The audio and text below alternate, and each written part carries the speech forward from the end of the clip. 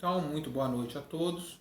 Sou o professor Fábio e hoje eu vou estar tratando do materialismo histórico, dialético, a questão do pensamento marxista, na disciplina de teorias pedagógicas, junto ao EG, Universidade Estadual de Goiás, na unidade de Goianésia. Então, no caso, esse vídeo é direcionado para os alunos dessa disciplina e como eu estou colocando o vídeo no YouTube, ele vai estar aberto a outras pessoas também, vão poder acessar esse vídeo, vão poder ter acesso, que é muito comum no YouTube, as pessoas estarem em busca desesperadamente, né, de vídeos, de instruções, de informações acerca dos mais variados temas, e com certeza o materialismo histórico também é um assunto que interessa a muita gente, estudantes, professores e ao público em geral, certo?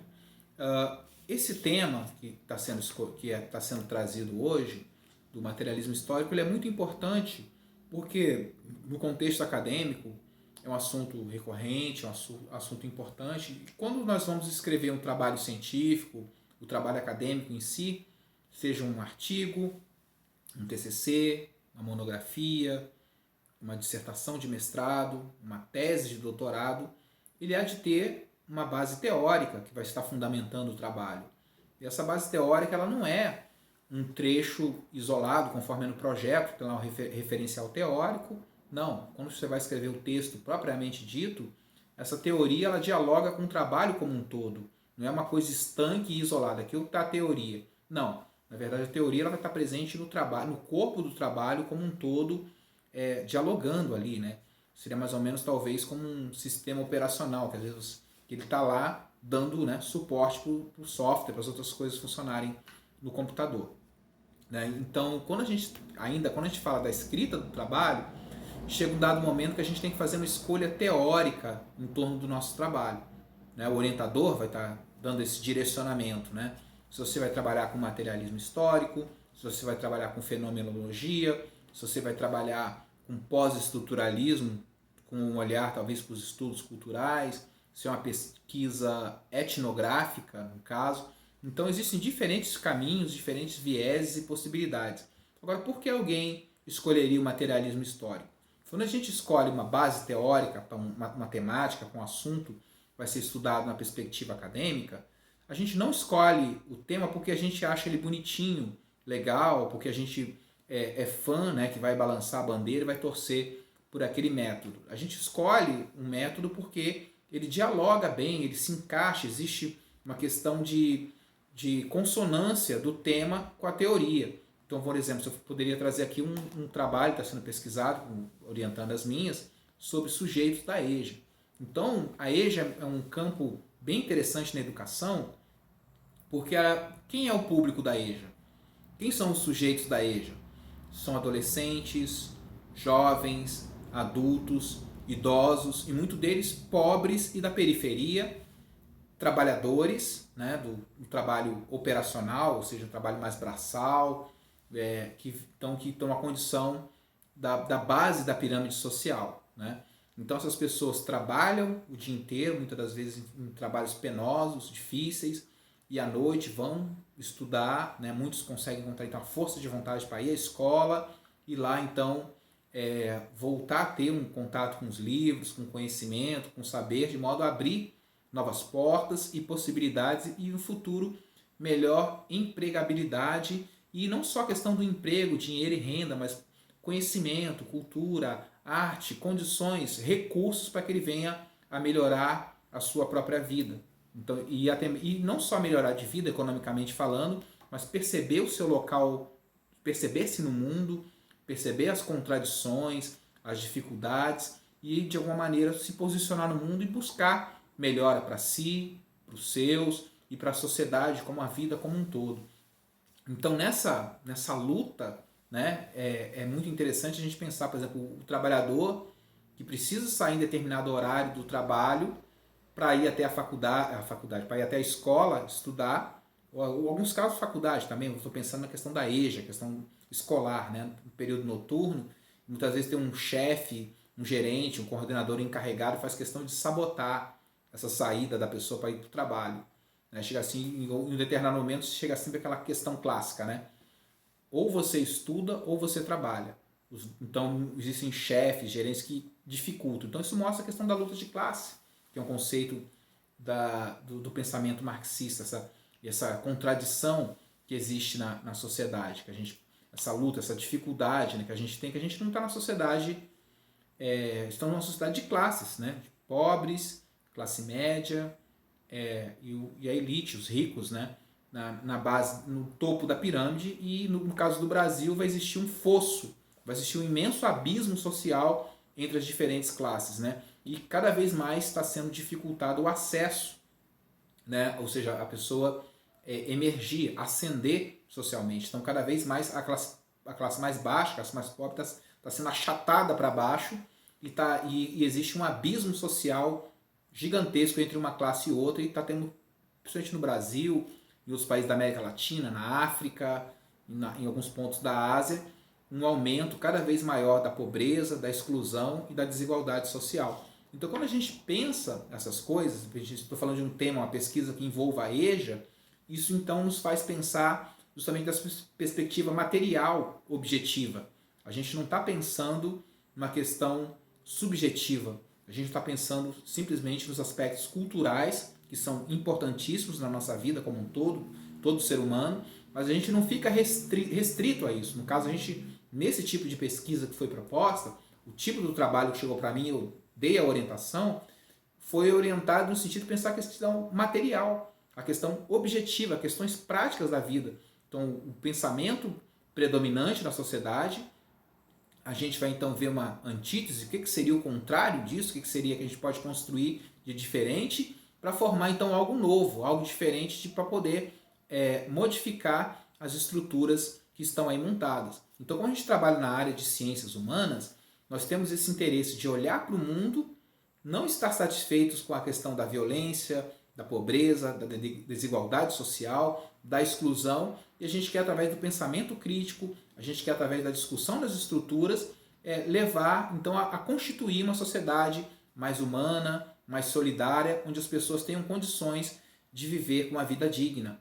Enquanto há outros cursos de outros campos, de outras áreas que eles trabalham de uma maneira extremamente objetiva pela manutenção do status quo e não se importam se, no caso, existem esses problemas sociais. Então, ele vai trabalhar com o ofício dele, vai servir as estruturas de poder empresariais e governamentais e está interessado que essas coisas se mantenham como estão. Então, quando a gente estuda ciências humanas, leva justamente esse viés, esse olhar de pensar toda essa contradição e toda essa dificuldade e pensar em diferentes caminhos, né? De pensar que a educação abre portas na vida da pessoa nas mais diversas esferas possíveis. O material também, mas no intelectual, no cognitivo, na apreciação do mundo, na fruição da arte. Então amplia a vida, a visão de mundo, a pessoa descobre novas potencialidades. Então a educação ela é um processo fantástico, certo? E dentro da atividade que eu estou propondo com a minha turma, a gente pediu alguns conceitos básicos e elementares, porque eu não vou conseguir dar conta, eu não tenho nem a pretensão, num vídeo de 10 a 15 minutos, dar conta do materialismo histórico e todas as questões que estão envolvidas. No caso, é uma coisa breve, é um vídeo curto, é uma temática breve, que a gente vai estar, então, indo passo a passo. Hoje, então, seria um primeiro momento que a gente vai estar falando. Então, a nossa pesquisa, conceito de materialismo histórico.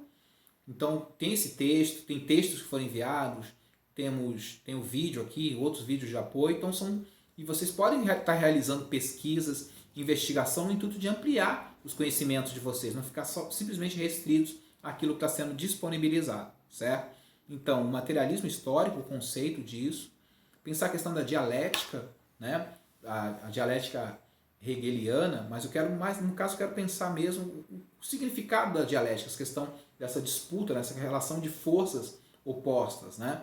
Então gostaria que investigassem a respeito então dessa dialética. Então, quando eu falo do estudante que quer se dedicar à vida estudantil, quer progredir, quer melhorar de vida, muitas vezes as estruturas que se opõem, essas forças contrárias, essa é uma relação dialética. Aí entra a questão da luta de classes, né? O Marx falava que a luta de classes é o motor da história, e é bem interessante a gente pensar sobre isso, né? Que desde tempos remotos a gente vai ter essas contradições, essas disputas na sociedade.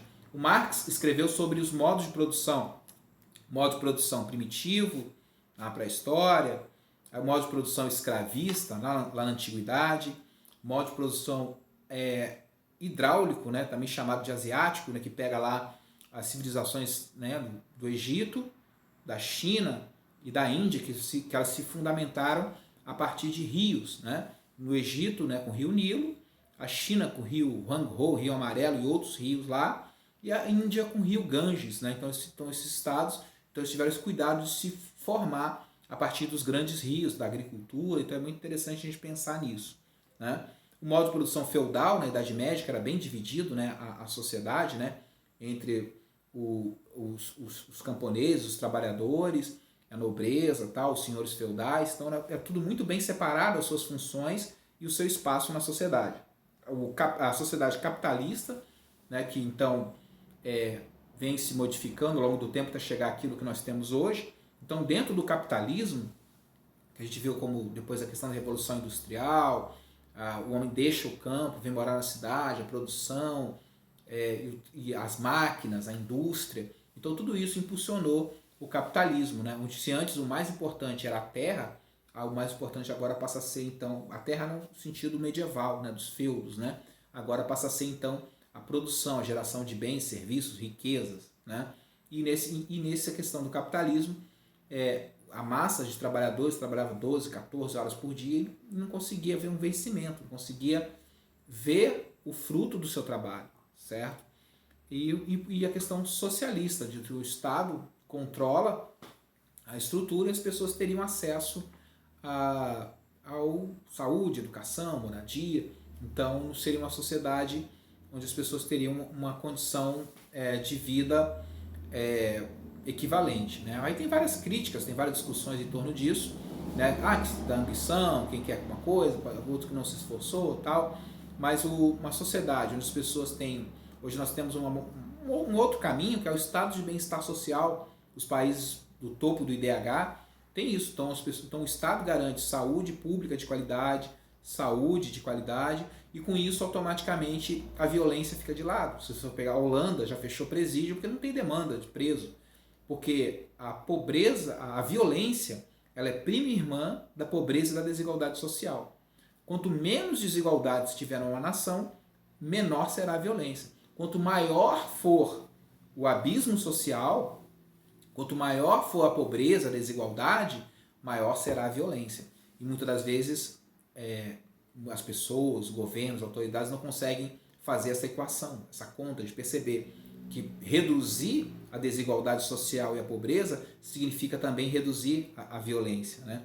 Então é muito interessante a gente pensar. Então eu queria propor o materialismo histórico enquanto método de investigação e pesquisa, que no caso é uma possibilidade que a gente está pensando hoje, que a gente está trazendo enquanto um caminho. Na disciplina nós já estudamos o pós-estruturalismo e os estudos culturais, que está inserido dentro do pós-estruturalismo, né? E agora nós estamos pensando, né, passando por diferentes métodos de investigação científica, e agora nós chegamos ao materialismo histórico.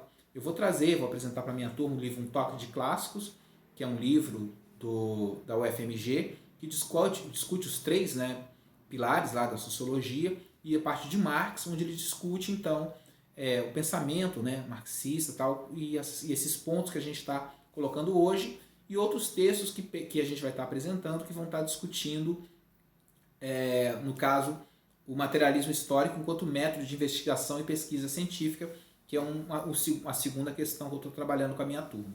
Então, isso são palavras iniciais, são considerações iniciais que eu estou trazendo para vocês, e nós vamos avançar, né? Nós vamos continuar discutindo e pensando esse tema para os próximos 15 dias, e depois nós vamos chegar à teoria crítica e a escola de Frankfurt, que é um outro passo que a gente vai estar, que é uma linha pós-marxista. A gente vai estar então pensando, vamos estar avançando e chegando nesse outro caminho teórico, nessa outra possibilidade, né, que discute com muitas coisas de Marx, mas hoje nós estamos então discutindo materialismo histórico.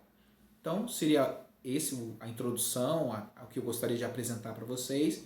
Então nós vamos seguir então discutindo o assunto, avançando, e eu tenho certeza que o aprendizado será muito grande para todos envolvidos, para mim e para vocês.